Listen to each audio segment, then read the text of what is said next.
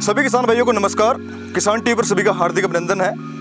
आज हम किसान भाइयों आपको एक नई बीमारी दिखाएंगे या फिर एक नया रोग, नया डिजीज़, वो आपको उसके बारे में चर्चा करेंगे। फिलहाल हम खड़े हैं कपास के खेत में। कपास बोल दो या नरमा बोल दो। तो हम आज हमारे किसान के खेत पर आए हैं। तो सभी किसान भाइयों को सबसे पहले आप अपना शुभ नाम बता दीजिए एक बार। मेरा नाम विजयपाल कड़वासरा है। विजयपाल जी हमारे साथ में जुड़े हुए हैं। और देखा जाए कि इस जो खेत में क्या समस्या है, विजयपाल जी आपको इस खेत में अभी क्या समस्या लग रही है?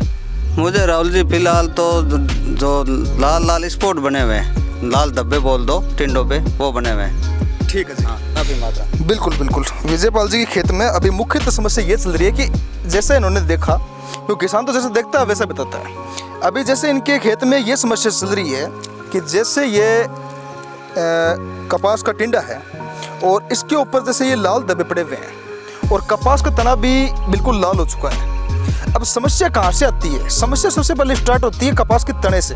सबसे पहले जो कपास का ये तना है, ये सबसे पहले लाल हो जाएगा। उसके बाद में ये जो साइड की शाखाएं हैं, ब्रांचेज, ये लाल हो जाएंगी। उसके बाद में क्या है, जो ये टिंडा है इसमें ये लाल लाल कलर के धब्बे पड़ेंगे। उसके बाद में पौधा एक तरीके से बिल्कुल कमज़ोर हो जाता है और जिस खेत में ये समस्या होती है वहाँ सीधा सीधा 3 से 4 क्विंटल एवरेज कम हो जाता है। कारण क्या है कि जहाँ कपास के जो डिंडे या टिंडे खुलने चाहिए वो समय से पहले खुलने लग जाते हैं उस पौधे में। जैसे कोई पौधा बीमार है तो उसमें सबसे पहले ही खुलने लग जाएंगे और ये पूरे तरीके से नहीं खुल पाएगा। ये एक तरीके से जैसे एक तरीके से अपने को चुगना चाहिए तो हाथ पूरा जाना चाहिए, ये पूरा एकदम चुगाई हो जानी चाहिए। वो आसानी से चुगाई नहीं हो पाती है। ये एक बिल्कुल ऐसे कठोर रूप से खुलेगा और पौधा बीमार होकर पौधा सीधा एवरेज कम कर देता है। ये सबसे पहले बीमारी 1-2 पौधे से स्टार्ट होती है, फिर धीरे धीरे क्षेत्र में लंबी फैलती जाती है और कुछ दिनों बाद में किसान जब ध्यान नहीं देता है तो पूरे खेत में ये कपास पीला पीला और लाल लाल पड़ के ख़त्म हो जाता है। तो इस बीमारी को किसान भाई हल्के में ना लें। अब मैं आपको बताता हूँ इस बीमारी का नाम क्या है। इस बीमारी को अंग्रेजी भाषा में रेड बैक्टीरियल ब्लाइट या लीफ स्पॉट डिजीज बोलते हैं, यानी एक तरीके से लाल धब्बा रोग, जो कि एक बैक्टीरियल फंगस से होता है, यानी बैक्टीरिया से भी होता है और फंगस से भी होता है। तो इसके इलाज के लिए हमें रामबाण दवाई क्या करनी चाहिए जिसका बेहतरीन रिजल्ट मिले, वो चीज़ आज मैं आपको बताऊंगा। तो ज़्यादातर क्या होता है कि किसान इस चीज़ को हल्के में ले लेता है कि ऐसे ही है ऐसे ही है, फिर वो जैसे बीमारी धीरे धीरे फैलती है, पूरे में फैल जाती है, फिर एवरेज कम हो जाता है। जहाँ हमें प्रति बीघा नरमे का या कपास का 10 क्विंटल प्रति बीघा एवरेज होना चाहिए, वहाँ ये बीमारी फैलने से 5 क्विंटल ही एवरेज रह जाता है। तो इस बीमारी को कंट्रोल कैसे करें? तो ज़्यादातर दुकानदार भी होते हैं वो इसके लिए इस बीमारी को जानते नहीं हैं और किसान भी इस बीमारी को जानते नहीं हैं। तो वो कुछ भी मन में आए वही चला देते हैं, हल्का फुल्का फंजीशट दे देते हैं, कार्बेंडाजिम को जब दे देते हैं। ऐसी समस्या मतलब ऐसे उपचार करते हैं, उससे कंट्रोल नहीं होती। अब इस बीमारी के लिए रामबाण दवाई ये है कि 500 लीटर के ड्रम में, जो अपना ड्रम है जिससे हम स्प्रे करते हैं, 500 लीटर के ड्रम में 1.5 किलो कुप्रोफिक्स काम में लेना है। कुप्रोफिक्स यूपीएल कंपनी का आता है। आप उसकी जगह दूसरी सवाल कंपनी का भी ले सकते हो, डेवाना नाम से आता है। उसमें टेक्निकल साल्ट ये है, उसमें कॉपर सल्फेट प्लस मैनकोजेब है। ठीक है जी, कॉपर सल्फेट प्लस मैनकोजेब है, वो हमें इसका स्प्रे करना चाहिए। साथ में हमें 500 लीटर के ड्रम में 5 से 7 पीएस जो छोटी छोटी पुड़ी आती है, 5 से 7 पीस स्ट्रेप्टोसाइक्लिन की मिला लेना चाहिए। वो बैक्टीरियोसाइड हो गया, ये फंजीसाइड हो गया। तो इस बीमारी के इलाज के लिए कॉपर से बड़ी कोई दवाई नहीं है।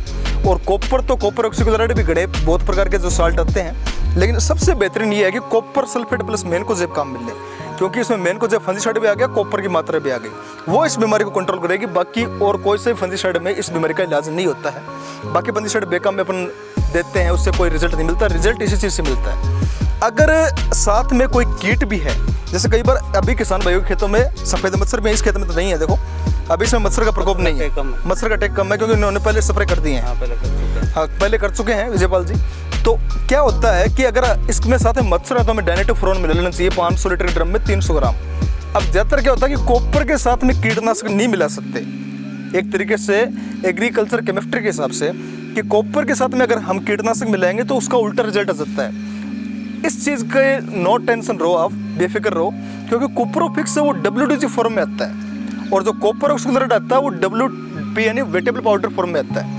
इसलिए WDG फॉर्म के साथ में हम आराम से कीटनाशक मिला सकते हैं, आराम से और चीज़ें मिला सकते हैं, कोई दिक्कत नहीं है। हमें एक ही चीज़ का विशेष ध्यान रखना है कि इसके साथ में फर्टिलाइजर नहीं मिलाना है, यानी NPK है, जिंक है, बोरोन है, वो चीज़ें नहीं मिलानी है। अब इसका इलाज कैसे करना है, 500 लीटर के ड्रम में 1.5 kilo Cuprofix copper sulphate plus mancozeb, उसके साथ में 5 से 7 पीस स्ट्रेप्टोसाइलिन की पुड़िया ले लेनी है, उसका स्प्रे कर देना है। उसके बाद में अगर कोई कई किसानों भाई समस्या आती है कि ये टिंडे कई बार खुल नहीं पाते हैं, तो उसके लिए हम अलग से वीडियो बना देंगे।